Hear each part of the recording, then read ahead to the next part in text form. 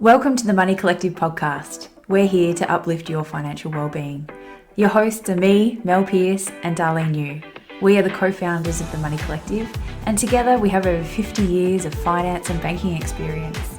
We provide the tools, information, and guidance to better understand your money and feel confident making money decisions. Hey everybody, we have got the wonderful Andrea Hooper with us today from Simplify Separation and Divorce. And look, we have been getting to know you over the last few months and just love every single conversation that we have. So you are a separation and divorce coach. And I think that a lot of our services go hand in hand, and the customers and clients that we help, there are so many similarities on the journeys that they're going through. But today we really wanted to invite you onto our podcast because we think that you've got a wealth of knowledge, and it's just one of those conversations that we really wanted to share with our audience. So welcome, Andrea, today to the Uplifting Your Financial Wellbeing with the Money Collective. Thanks so much, Mel. Thanks for having me. It's really great to be here. Really excited to be here today. I completely agree. I think every conversation, we've had since we've met, there's just such alignment, in the work that we're doing, and particularly around, helping women and financial empowerment. And I suppose my specialty certainly is separation and divorce. Yeah. So tell me a little bit more about your background and how you got into this niche.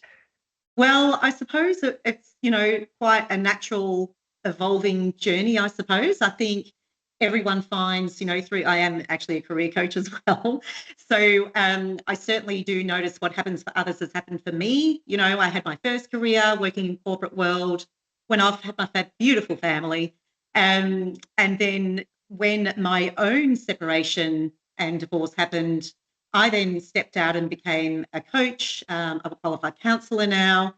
And yeah, it was just really more working in the leadership space, actually. My qualifications, I've got a Bachelor of Organisational Leadership, but I always had a side hustle and always have had that sort of entrepreneurial mindset, I suppose. And through my coaching, I've met a lot of people along the way who are in that world of pain from separation and divorce. And I suppose mine was, it's actually nearly 14 years ago. So, I suppose I've been in that space for a long time. I know the system, and a lot of friends I've been able to help along the way, along the journey, to stay out of the weeds, and try and have a far better experience than I had, because I didn't have a me to shine that torch in those, those holes. Exactly. To say, hey, don't go there. I know, and it absolutely astounds me that you and this, like somebody like you, prepared to get in the middle of the muck of like a divorce. Like, it's got to be one of the hardest things that we could go through during our life.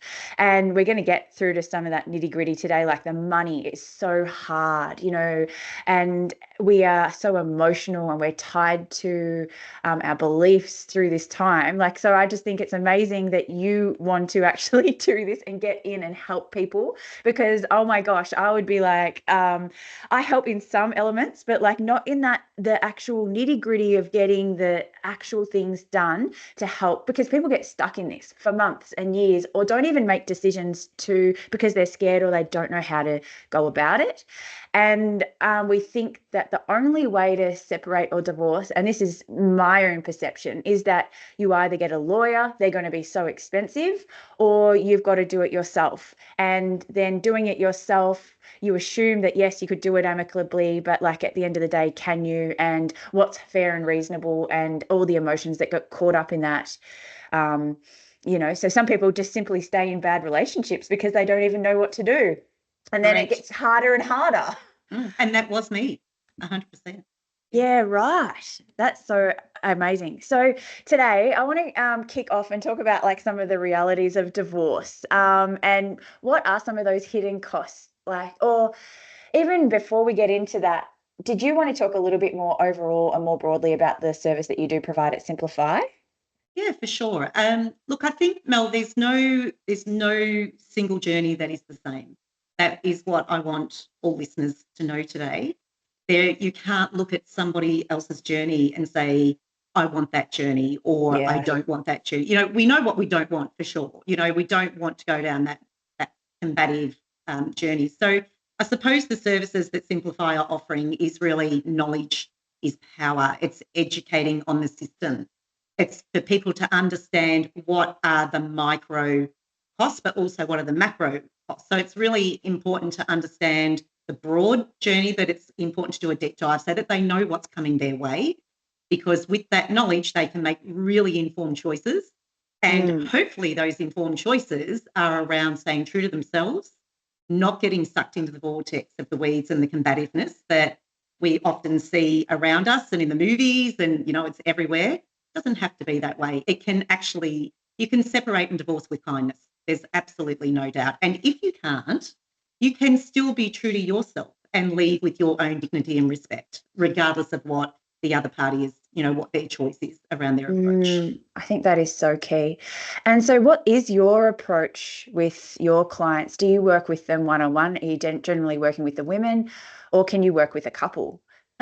That's a really great question, Mel. I started out really wanting to work with women. My vision was having a collective of millions of women, all coming together from across the globe to be able to really support each other out of the weeds, right? So not Yeah, having that toxic, conversation that just drags people down. It's really about, hey, this is our future. This is how we're visualizing our future. So I started out with just women, probably a little bit nervous about helping men because of my own lived experience. I was a little mm, bit, I was very nervous about that. But being a coach and being a leadership coach, I'm working with men all the time. And yeah, I have some amazing men in my life. Like I have two yeah. sons who are just great people. I have a wonderful partner. And I have four brothers, by the way.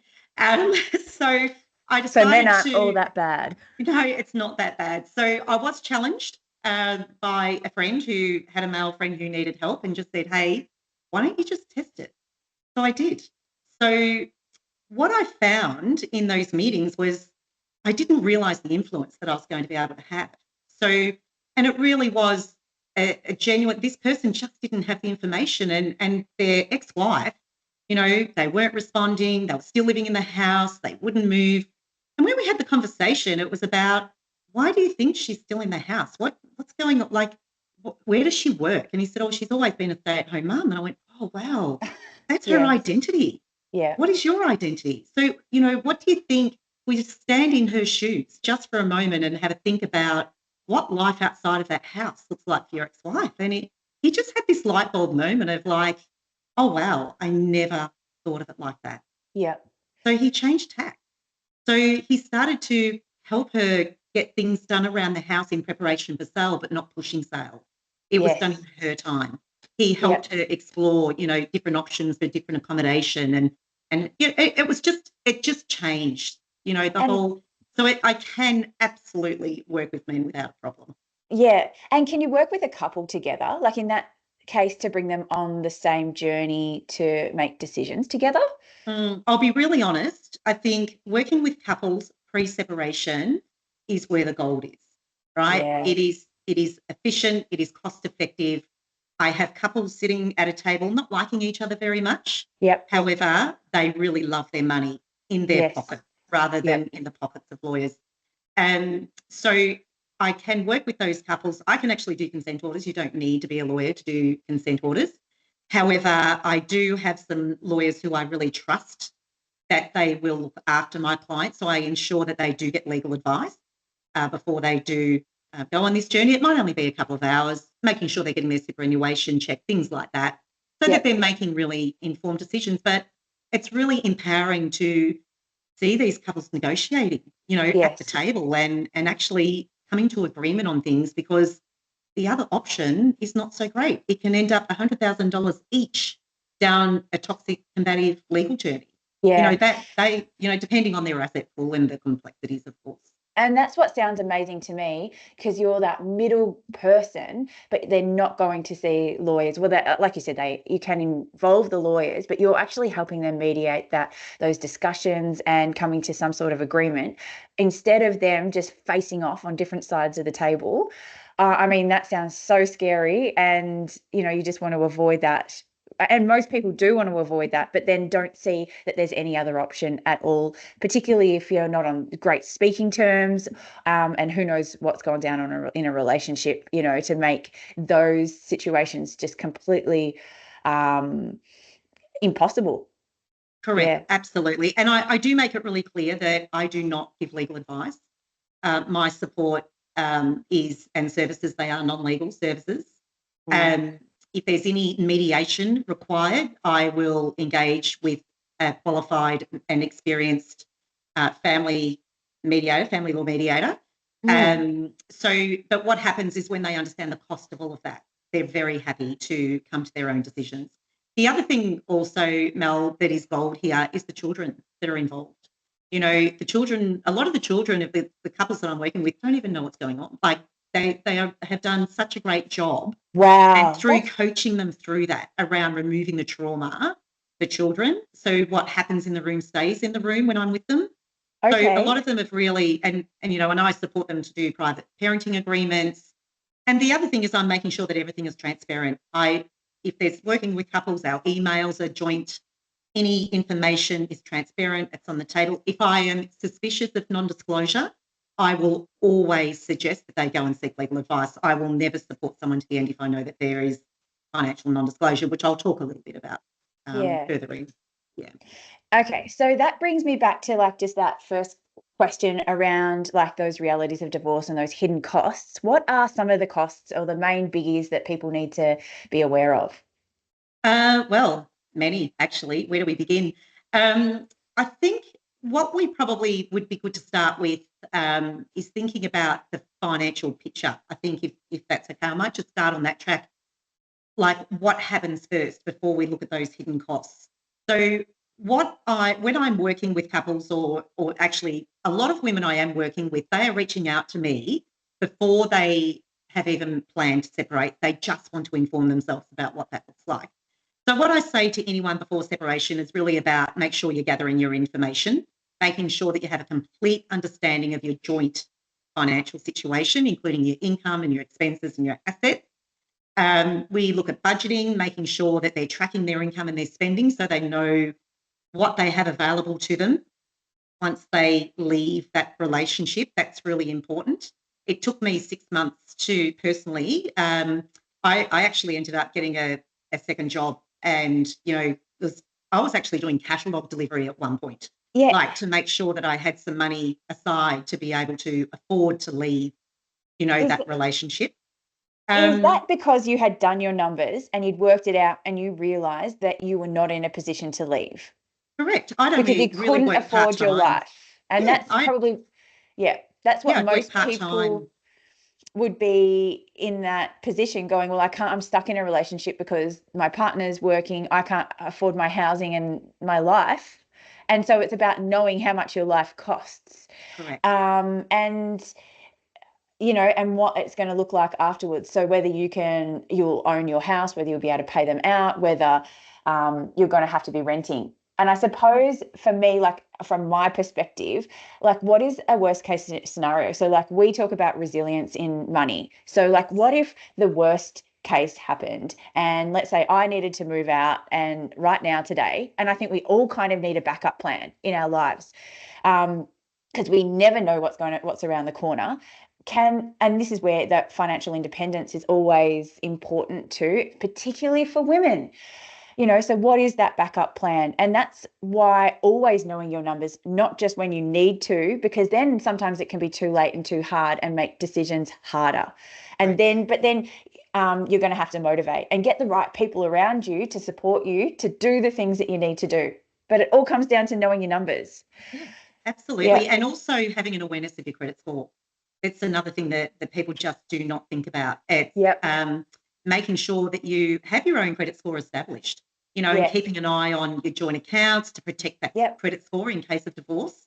Another Yep. thing that, I guess there's hidden costs, but there's hidden knowledge that we just don't think about when we're thinking about separating divorce. Even assessing your joint accounts, and shared properties and anything else that's jointly held, and making sure that you're securing your individual accounts before formally separating. And So also making the sure other, that you like, so if you've got joint accounts, just making sure that you've got accounts that are in your name and that your correct. income is going into your accounts. You understand what your living expenses are. Yeah. And also, can I just go back to the credit reporting and the credit score thing? Because the reason why that's important is because if you need to borrow money, so if you need to put the home loan into your name, for example, the banks might not lend you money if you've got a poor credit score. And Correct. sometimes in a divorce, when people aren't talking, the home loan doesn't get paid. That's right. Is that the main thing? Yeah, absolutely. And the other part to that is knowing that you can call your bank or your lender and talk to them about hardship.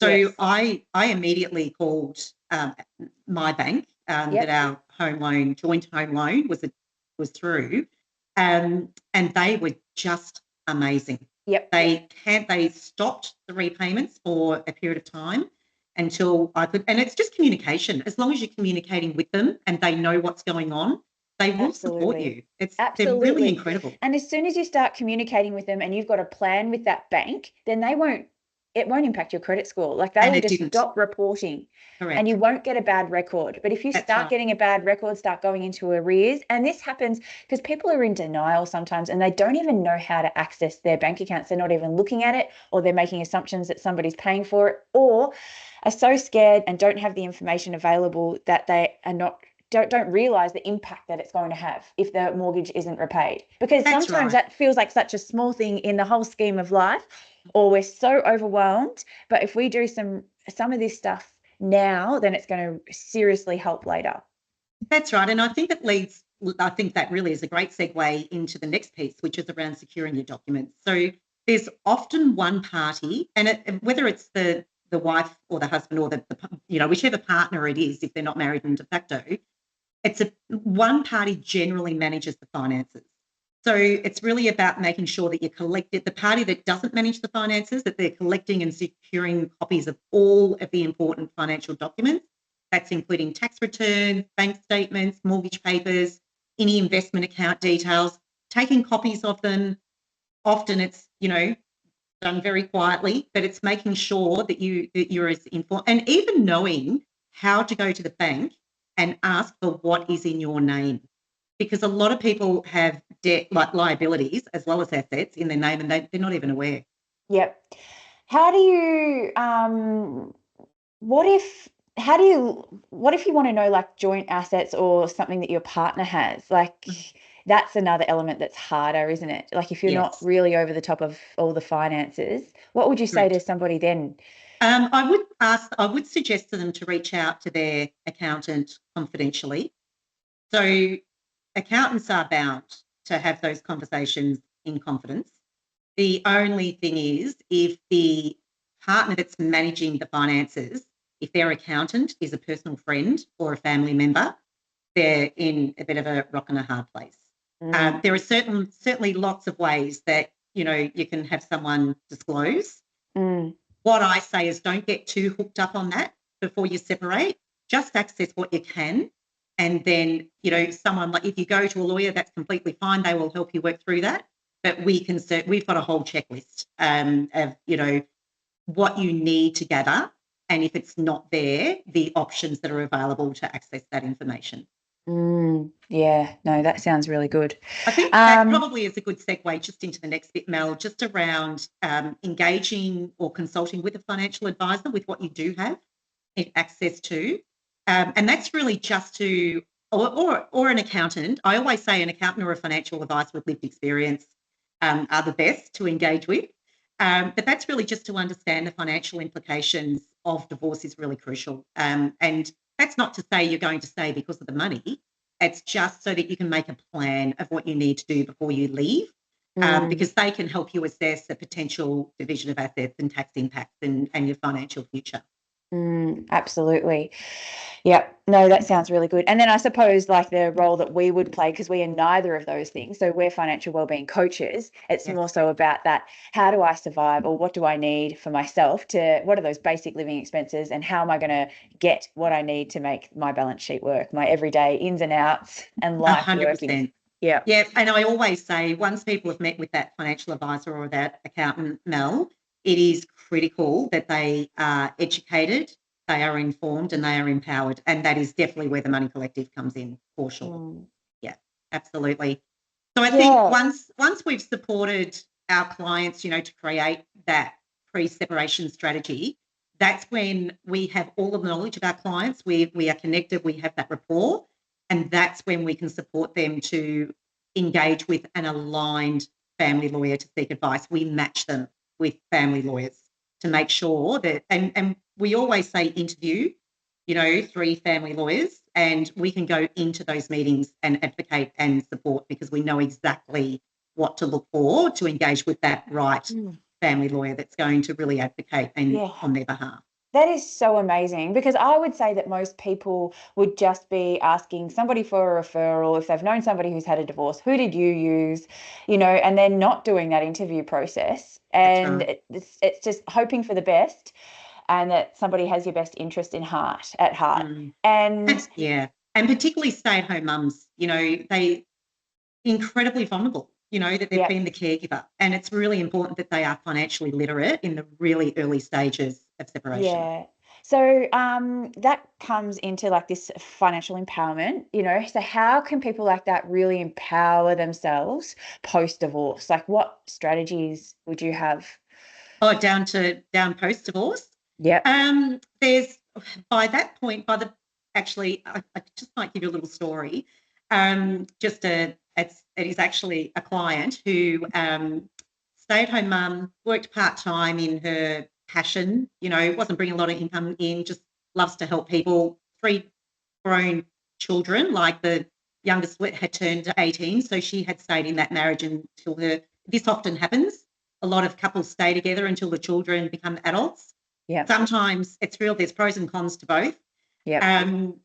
She was not, honestly, all she had was a card. And she was just told just to use that card, just tap it, there's always money in it. You don't need to worry. So when it came time, after over 30 years of marriage to separate, after a decision that they both mutually made, she had no idea what was in her name, like Yep. what bank account she had, et cetera, et cetera. So I supported her to go to the bank. She walked out with a wad of statements, right? What did that mean? So I worked with her on how to use a spreadsheet. I taught her how to put all of those bank accounts into baskets, how to dive deep into them, look over the last few years, and it built a story. It actually built a Yes, it story does. about her financial world that she had no idea existed. Yep. By the time that all went through, by the way, it stopped at mediation, which is what you want. You don't want it to go to trial, right? If they weren't in a situation where they could amicably separate. Okay, so there was just no way they could do it. There was just too much. It was too complex, too much emotion involved. So they decided to engage with lawyers. By the way, a lawyer, for anyone that isn't aware, cannot represent a couple. They can only represent a single individual. So when you engage with lawyers, you have to have a lawyer each. So that's double the cost, right? So by the time they got through to the end of mediation, I was so proud of her. So I attend mediation as well with clients. So I am non-legal emotional support. We set an objective before we go in there and an outcome so I can support them to stay to that, because it gets really heated in mediation and you're quite often forced to make a financial decision that you don't want to make. So by the time she left that mediation with everything resolved, I realised how far she had come. She was making decisions. We look back only 6 months earlier. Yep. She had no idea. Because you can't make a decision when you don't know the information. Correct. And information is power. Yes. Her financial literacy was through the roof. She was Yep. a smart girl. She just didn't have to worry about that over those years. She But do was you the know, so how many homemaker. times, I cannot tell you how many times I've heard people say, I'm bad with money. I don't know anything about money. I don't manage the money. I'm like, that is literally just a load of crap most of the times. Like the capability of most women is much higher than what people give themselves credit for, and the self-talk that people say. And so you've just got to start taking those first steps. Getting accountability and support and somebody in your corner to help you is going to make the world of difference. And you've just got to start building that confidence. And of course, you've bloody got the capability. It's just finding that right information. It is. And I think if you want some, high level topics about post-divorce and financial empowerment, it's about like some of those practical tips are certainly around setting up those independent bank accounts, rebuilding your credit, planning for the future goals, your retirement or your children's education, whatever that is. Really think about your retirement planning, right? Really important, revisiting those goals because they've changed. You may need to save more aggressively or adjust your investment strategy depending on what your new circumstances are. Really thinking about your insurance and beneficiaries.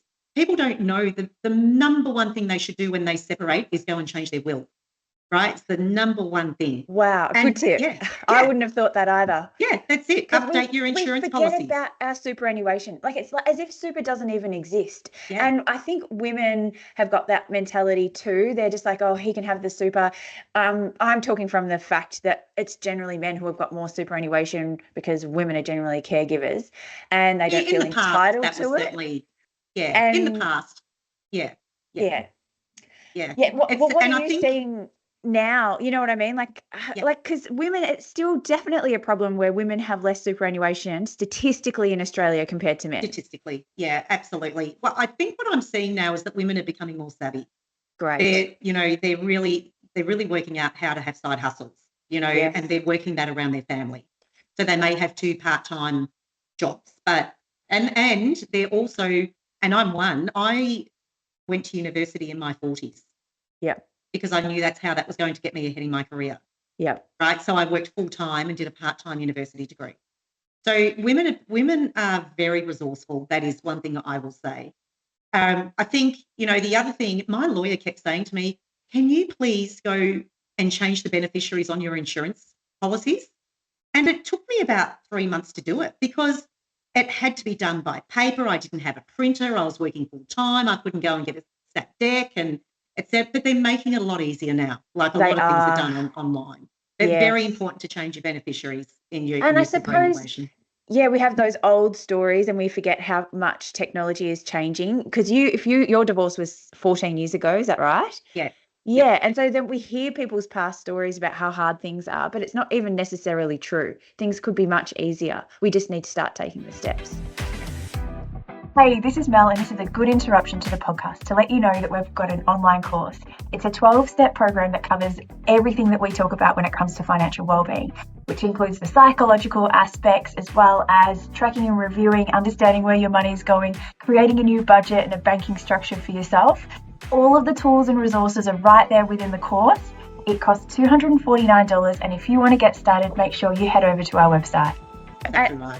Can I raise another topic? So just thinking about this post-divorce situation and child support payments as well. And so just thinking if you've got young children in a relationship and they're still school age, because you mentioned school fees and things like that. And in the event it's post-divorce, how do you come to agreements with your ex or the other parent of the children on making decisions about what school they go to, who pays the school fees, etc.? Do you know what I mean? Because I think going down using the child support agency would be like a last resort. But I think that there's faults in that system too where that doesn't resolve issues like who pays for what still. It just makes sure that there's a balance between payments between parents. How do you actually make decisions? That's a really great question. There are best case scenarios, of course, to that, Mel, and that's where the couple agree that, the choices they'd already made for their children's future remain, right? So, but what that comes down to is affordability as well. So if children are going to a government school, that just remains. Easier. It just, off it goes. It's when there's been a desire to send a child to a private school, that comes down to affordability. With child support, I've learned a lot. I used to have the same thought as you about it being a last resort. I've learned a lot over the years about child support. Child support is actually a first resort. Child support has been created to support those who have a far less earning capacity than their ex-partner to be able to afford life. Okay, so it is there for a reason. It is elite, and I know a lot of people get wound up. I've paid child support, right? So my ex-husband and I have at different times been in different stages of our career. Okay, so at one point when he was in between jobs, I was paying him child support. Okay, what I wanted to know that my children, if they're with him 50% of the time, that he can afford to actually live with the kids, right? Yes. And vice versa. When it was the other way around, I know he probably wasn't as happy about paying child support as I was, but at the end of the day, without that, I would have been homeless. Yes. So child support is actually a service that is critical I for the do. lower income earner. I see that, but like sometimes, and just from experience of clients that we've had, sometimes child support when you have to pay child support when you're on a very low income yourself and barely making ends meet, and then having to pay the child support. I've seen people and then their wages are but going straight, if they've got a child support debt or something that they have to repay, that they have to go back and live with family. They can't even support their own lifestyle. They've had to sell houses. So Yeah. like if the person paying is on a low income, that becomes very hard. Yeah. They'll never be on a lower income than the other party, No, never. Yes. ever. It is the person paying the child support will always be on the higher income. Mm. But I do agree with you that the system is broken. There is absolutely no doubt.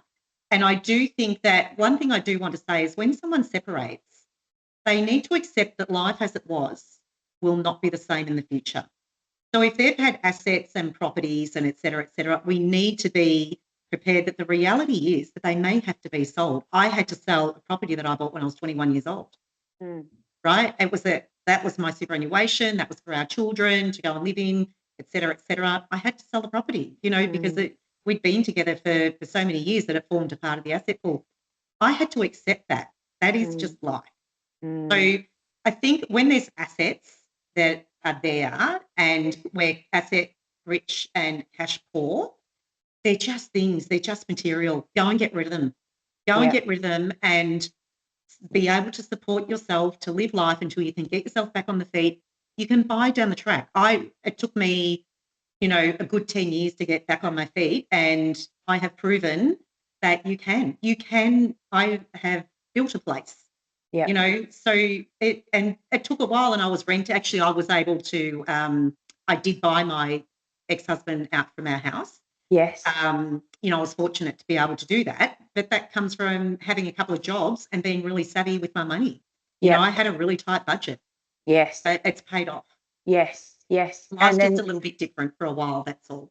yeah, and being prepared for that, being, potentially 5 or 10 years, and it really depends on the ages of your children, the stage and age in your life, and what you really want to get out of it. And I think, do you have any advice then for staying motivated? Like, what are the things that help people? Like, I suppose it's support people, having people around you, or yeah, what would Yeah, you look, suggest? 100%. I think our friends and our family, there's so much shame attached to separation. And it was really interesting, and I'm going to be a little bit vulnerable here in talking about my experience, but I come from a family of 5 children. I'm the youngest, and I have 4 older brothers who were all in, stable marriages. It Yeah. wasn't exactly enticing. That's one of the reasons it took so long. I didn't want to let mum and dad down. We come from, the Catholic upbringing, in the, regionally, and the farm, things like that. And by the time I had the courage up to go and tell my parents, they said, "Oh, thank goodness. We're like, Yeah. we saw this so long ago. Why didn't Oh, you say anything?" It's because yeah. it's not our place. And then your Yeah. friends come out and they go, "Oh, Oh, thank thank goodness." God. Yeah. So, Do you wish that they'd said something sooner? well, I know why they didn't, because now I've seen with a lot of my clients, you need to be ready yourself You to need to see be it with ready your own yourself. eyes It's and so feel it and true. experience it. It's not Yes. somebody else can come and say, "Hey, it's No, time for you to leave." And absolutely. we had a great marriage at a point in time, 100%. But, Yeah, you yeah. know, what we wanted in life changed. You know, that was just the And way it was. your But people are your certainly people. family and friends, Mel, So, absolutely. I and do say, please, there are divorce coaches everywhere now, and they're here for a reason. I do divorce coaching, but I'm also a separation specialist in that I roll my sleeves up and dive in with the logistics of separation. So I help people find accommodation if they need it.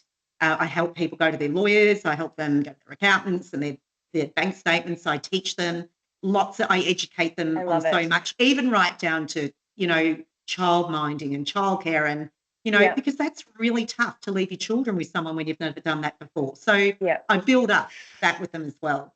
I But love this. You've just like made me realize that it's all about information, right? yeah, So even for you, like you didn't want to do it for the shame of a failed marriage because you thought you'd be judged by your family and friends. But if you said like, "Oh, I'm leaving, this is what the plan is," and you would have realized that you didn't need to hold that shame. I think like if I thought about it personally for me, like I'm very attached to like the money side of things and being able to maintain my lifestyle. And I think the money shame would be a big thing for people as well to go, well, I can't afford life, or life looks dramatically different. But at the end of the day, no one gives a shit. no, They love you for who you are. It correct, doesn't matter if you're renting. They want you to be safe. correct. And we think so much about how other people are going to judge us, but we really need to stay true to ourselves and find the information that we need. So whether it's information about our money, and we just need to resolve ourselves. It's a bit like what you were saying. It's the reality of life. We just need to face the facts and be okay with it and stop That judging ourselves mhm. based on what we think, how we think other people are judging us, because it's so often not the case. No, and I think we need to also remember, for those of us with children, we need to look at the type of role model that we want to be for our kids in life. How do we want their adult relationships to be? Because their adult relationships will generally match and mirror what they've seen at home. And for me, I think it was the day I woke up when one of my children was quite upset, that this was ongoing. And I just looked, he was only probably, gosh, I think 10, maybe, 10, maybe 9, 8 even. And I looked at him and went, oh my goodness, what are you seeing? We think we're hiding it, but of course the energy's in the You house. can't hide anything. No, and they're seeing that unconditional love is not there, but they could Yes. see it in their friends' homes. They go to their friends' homes and they come home and say, "Oh, mummy, they get along so well, like, and they love each other. Why can't you do that?" So, Yeah. it's about that role modeling as well. And what I'm role modeling now to my children is how to have a really healthy, independent, unconditional loving relationship with somebody. Yeah. I love that. I've had that second chance to be able to bring that into their world. Well, thank you so much for sharing your personal experience with us today, because I just think it makes conversations so much better for that Yeah, vulnerability. So 100%. that Absolutely. thank you so much. And just before we leave, I know that you do so much fantastic work, and that you will offer a no cost obligation free consultation if anybody wants to reach out to you. Yeah. How can they reach out to you and connect? So our website is www.simplifyseparationdivorce.com.au. Feel free to go on there. My details are all on there. There's a button that you can click to book yes, it is a no-cost strategy call. The reason I'm calling it a strategy call is because I make sure that anyone that is calling me that is in that space, they are leading with a strategy to move forward. Yes. And then we can go from there. But it's that, as you said, it's that, that really first step. But I will probably just end with saying, please, for anyone out there that is considering separating, just look at your finances, create that, just a broad, loose financial plan, develop awareness of your spending triggers. That's a huge one before you separate. Good to look at that. Work with professionals, whether that's a therapist. If you feel you need to go to a lot of people say, go and get a lawyer. Just be careful, okay? Because you need to want to know why you want to go and get a lawyer. What's your outcome, first of all? Engage with a divorce coach, that's in your world. And really just take that first step by seeking that financial education and guidance early in the separation process, for sure. They Oh, don't have to navigate this very often challenging journey alone. And by the way, can I say there's 1% that don't have some type of trauma attached.